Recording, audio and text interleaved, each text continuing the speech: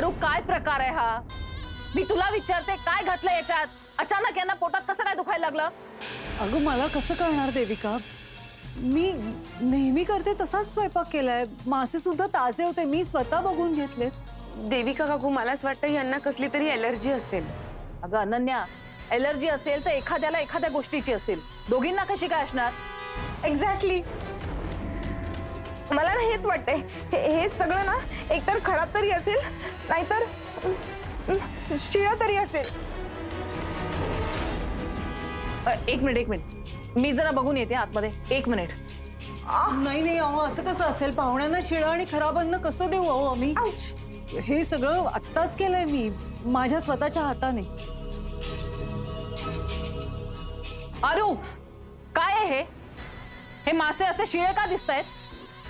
हा, त्या गटाराच्या बाजूला विकायला बसतात बायका, तिकडून आणलेत का? काय गटार? मला तर आताच अजूनच मळमळायला लागलंय.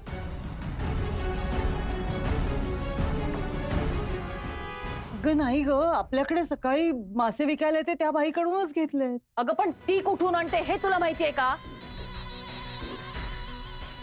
त्यापेक्षा सरळ मॉल मधून आणायचे ना, तिकडे सगळं स्वच्छ करून ठेवलेलं असतं. आणि हे बघ, बिर्याणी मसाला एक्सपायरी डेट उलटून गेलीये. अगं खाण्यापिण्याच्या वस्तू डेट बघून घेतात, एवढी साधी गोष्ट कळत नाहीये का तुला? तर अशा गोष्टी वापरल्या तर पोटात दुखणारच ना.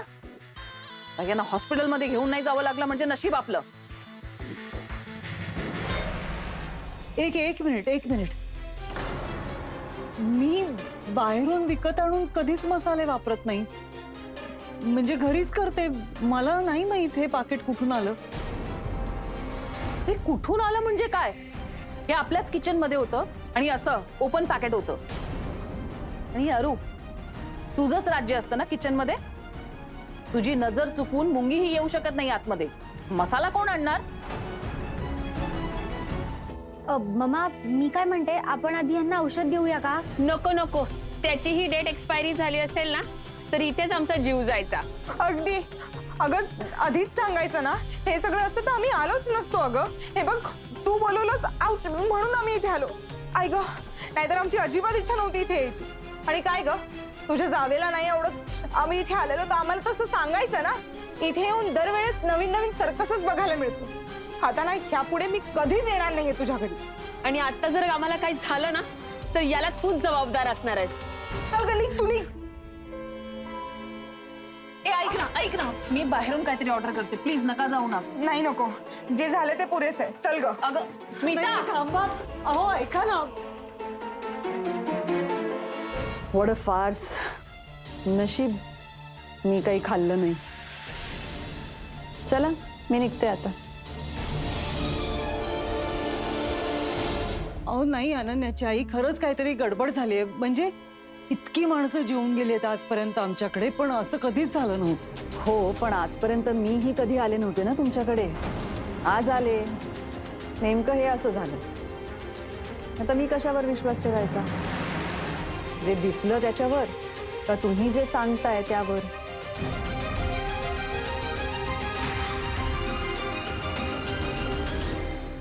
अनन्या, मला जरा काळजीच वाटायला लागली तुझी आता. कशी राहशील ग तू इथे? नाही म्हणजे 4 पैसे वाचावेत म्हणून कुठलीही रिस्क घेत आहेत ही माणसं.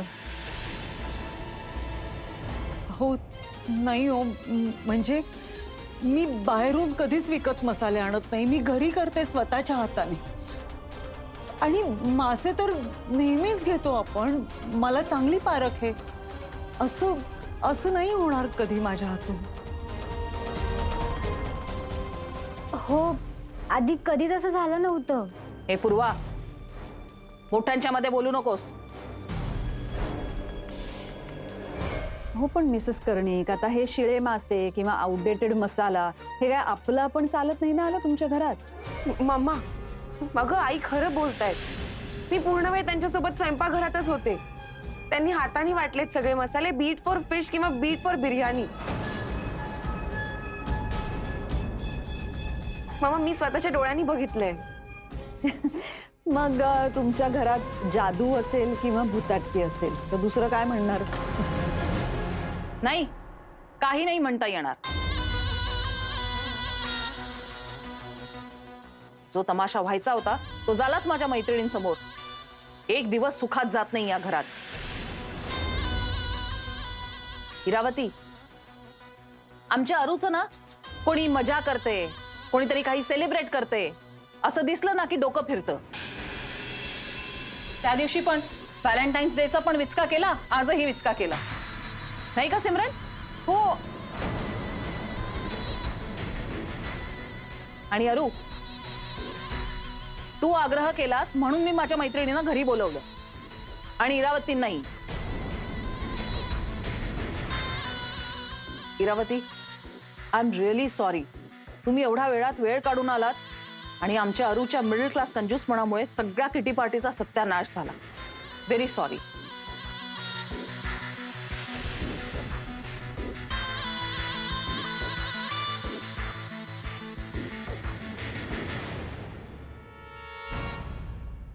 ठीक आहे, चला मीही येते.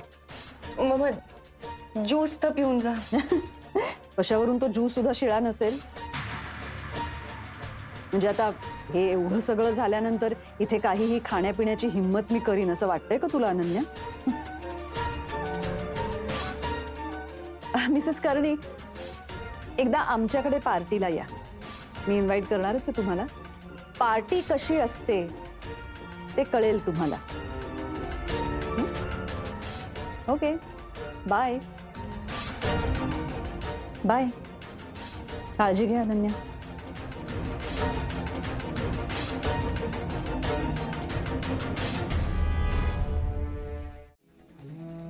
मला कळतच नाहीये हे असं कसं झालं. मी खरंच सांगते, मी सगळं ताजं केलं होतं. मसाले सुद्धा मी सगळेच नाराज झाले आणि अन्न सुद्धा वाया गेलं सगळं. आणि तुझ्या आईचा गैरसमज अजूनच वाढला. आई, तुम्ही नका ना वाईट वाटून घेऊ प्लीज. मला माहिती यात नक्की काहीतरी घोळ आहे. अहो, मी होते तुमच्यासोबत. मला माहिती तुम्ही असं काही नाही केलंय. माझा तुमच्यावर पूर्ण विश्वास आहे आई. मला माहिती आहे काहीतरी घोळ आणि तो काय आहे हे मी शोधून काढेन.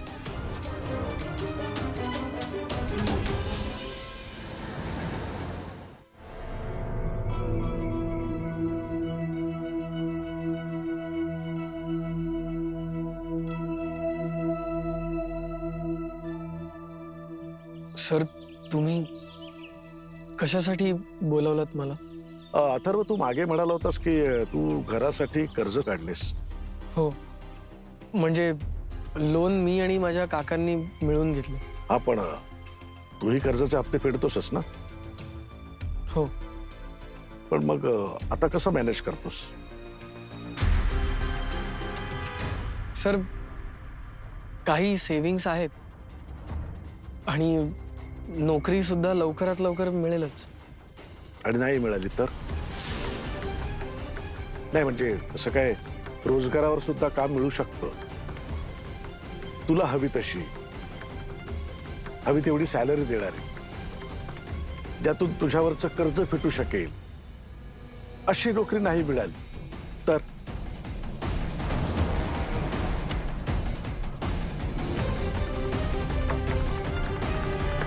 नाही, मिळेल ना. म्हणजे लवकरात लवकर मिळेल, मला तेवढा विश्वास आहे. अच्छा, म्हणजे तेही नशिबावर सोपवलेलं आहे, खात्री नाही. मग माझ्या मुलीसोबत लग्न करण्याआधी ह्या सगळ्या प्रॅक्टिकल गोष्टींचा विचार का केला नाहीस रे? केला होता सर, सगळ्या गोष्टींचा विचार केला होता. पण फ्रँकली माझी नोकरी जाईल असं वाटलं नव्हतं मला. कसं आहे अथर्व, असे धक्के बसतातच रे. म्हणजे आपल्याला एक काहीतरी वाटतं आणि भलतंच काहीतरी होतं. म्हणून तर काहीतरी सिक्युरिटी असावी लागते. नाहीतर हे असं की आज पैसे मिळाले, आजचा प्रश्न सुटला, उद्याचं माहित नाही, असं जगत राहावं लागतं. आता मला सांग, अशा परिस्थितीत माझ्या मुलीच्या बेसिक गरजा तरी तू भागवू शकशील का रे? रे, माझ्या मुलीच्या बेसिक गरजा थोड्याशा जास्तच आहेत. ती फिरायला निघाली की परदेशी जाते, खरेदीला निघाली की लाखांचे दागिने विकत आणते. जमणार आहे का तुला? बरं, तुम्ही काय कायमचे असे एकत्र कुटुंबात नाही राहू शकणार. उद्या तुमचं कुटुंब अजून वाढेल, त्यात तुम्हाला राहायला हे घर लहान पडेल. कसं राहायचं आनंदाने? म्हणजे तुझ्या प्रेमाखातर तिने मन मारून जगायचं, तसं तिच्या प्रेमाखातर तू तिला तिची लाईफस्टाईल जगू देऊ शकशील का? बर, तू पळून जाऊन लग्न केलंस तेव्हा ह्या गोष्टीचा विचार केला नसशील, पण अनन्याचा बाबा म्हणून मला ह्या गोष्टीचा विचार करावाच लागेल ना, आणि तो मी केलाय. आणि म्हणूनच मी एक ऑफर देण्यासाठी तुला आज इथे बोलवलंय. जगदीश, अगदी योग्य वेळेला आलीस तू. अगं, मी अथर्वला एक ऑफर देतोय. कसली ऑफर? काय, अनु अथर्वाच्या लहानशा घरात आनंदी नाही राहू शकणार, तिची कुचंबणा होत राहील. म्हणून मग अथर्व, तूच इथे आमच्याकडे राहायला ये. सर, आमचा घर जावई म्हणून.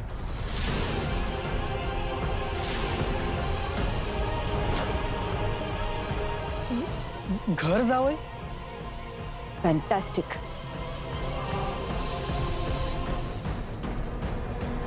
सर, पण नाही, हे शक्य नाहीये. अथर्व, अरे आता तरी अभिनय करणं बंद कर. हेच हवं होतं ना तुला, मग जगदीशने तुला ते दिलंय. हेच एम होतं ना तुझं, धर्माधिकारींचं घर आणि त्यांचा बिझनेस. नाही, बिझनेस काय तुला लगेच मिळू शकणार नाही.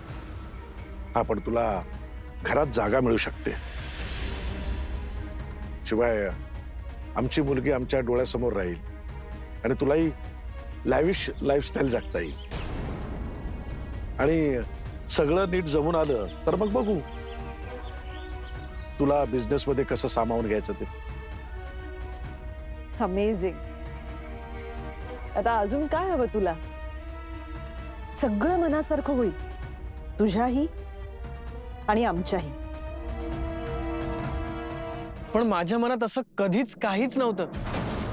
आणि मी ह्या सगळ्या गोष्टींसाठी अनन्याशी लग्न नाही केलंय. ठीक आहे, नशील केलास, पण आता विचार कर. आता जर विचार केलास तर तुझ्या आयुष्यातले सगळे प्रश्न सुटतील. आमचा घर जावई झालास तर तुला सगळी मदत मी करेन. हे बघ, तुझी पैशांसाठीची वणवण कायमची सुटेल. हे बघ अथर्व, आमच्या मुलीचं आयुष्य सुखात आणि आरामात जावं असं आम्हाला वाटतं, तर ह्यात आमचं काय चुकलं? आता तुम्ही लग्न केले ठीक आहे, पण कितीही हातपाय मारलेस ना तरीही आमच्या स्टेटसला येणार तुला जमणार नाही. तू नाही येऊ शकणार. म्हणून तू घर जावई हो. एका रात्रीत तुझं आयुष्य बदलेल आणि अनन्याही आनंदात राहील. काय, मला वाटतं हा सगळ्यात चांगला पर्याय आहे. तेव्हा आता जास्त विचार न करता सरळ तू आमचा घर जावई हो.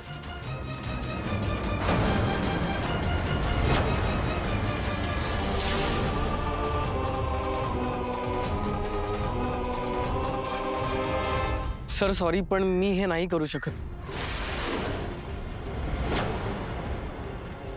अरे आता अजून काय हवंय तुला? मॅम मला तुमच्याकडून काहीच नकोय. मी माझ्या घरात आणि माझ्या मध्यमवर्गीय आयुष्यात खूप सुखात आहे. आणि अनन्याला सुद्धा ते सुखाचं वाटलं म्हणून तिने माझ्याशी लग्न केलं. त्यामुळे मी माझं घर सोडून तुमच्या घरी येण्याचं काहीच कारण नाहीये. आणि मला असं वाटतं की अनन्याला सुद्धा माझं म्हणणं पटेल. आणि सर, अनन्या काही मन मारून वगैरे जगत नाहीये. खूप सुखात आहे ती. किती दिवस झालेत रे तुमच्या लग्नाला? किती दिवस झालेत? आत्ता सुरू झालंय हे सगळं, अजून खूप व्हायचंय. तू एवढ्या कमी दिवसांमध्ये अनन्याला ओळखायला लागलास असं तुला वाटतंय? मी तिला जन्म दिलाय अथर्व.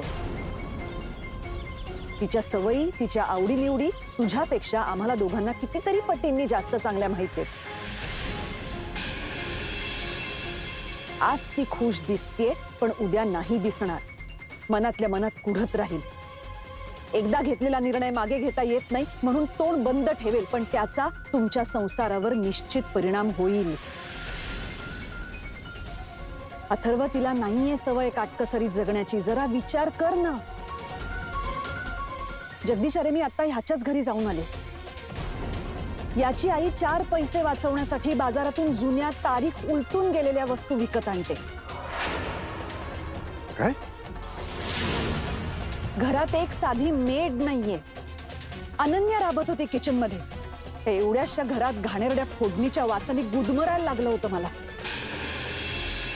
आणि अनन्याचं तर शिंका येऊन येऊन जीव जायची वेळ आली होती.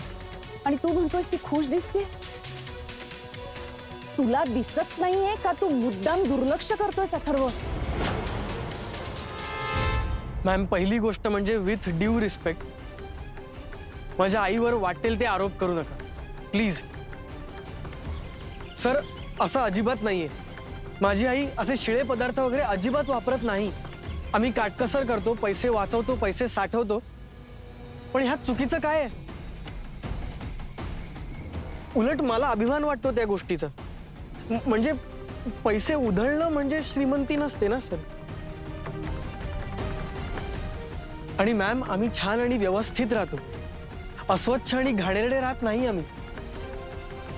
मान्य आहे मला माझं घर लहान आहे ते, पण ते माझं घर आहे. हो, मी हप्ते भरतो, पण म्हणूनच मला त्या घराची किंमत आहे.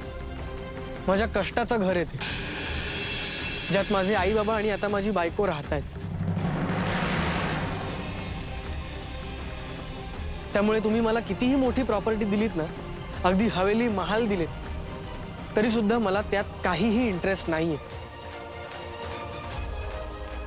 जिथे माझे आई बाबा सुखात आहेत, तिथेच मी आणि माझी बायको सुद्धा तेवढ्याच सुखात हो.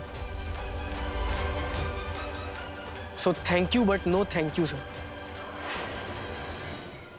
सर्व भावनेच्या भरात बोलू नकोस. हे बघ, मी तुला सगळ्या प्रकारची मदत करायला तयार आहे. आणि मी तुमच्या मदतीशिवाय जगायला तयार आहे. मला लवकरच चांगली नोकरी मिळेल आणि मी माझ्या बायकोला खूप सुखात ठेवेन.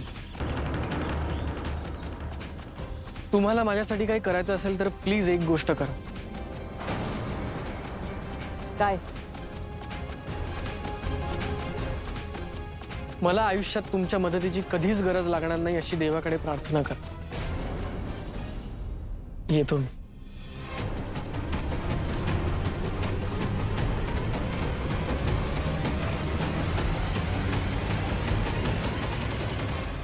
बघितलंस जगदीश, किती ऍटिट्यूड आहे या मुलाला. हा आणि ह्याची आई फेक माणसं आहेत रे. मी 2दा-3दा स्वतः जाऊन बघून आली. कर्णिकांचं घर म्हणजे ना मूर्खांचा बाजार आहे अक्षरशः. हपापलेली माणसं आहेत सगळी, पैशांसाठी आणि क्लाससाठी सुद्धा. हे जाऊन पडली रे अनन्या. जगदीश, मी 2 तास तिथे बसू शकले नाही. ही मुलगी अख्खं आयुष्य कसं काढेल तिथे? आपण तिला तिथून बाहेर काढायलाच पाहिजे, नाही तर हाल होतील अनन्याचे. आपण काहीतरी केलं नाही ना, तर त्या घरात आणि त्या सगळ्या दलदलीत कायमची अडकून पडेल अनन्या.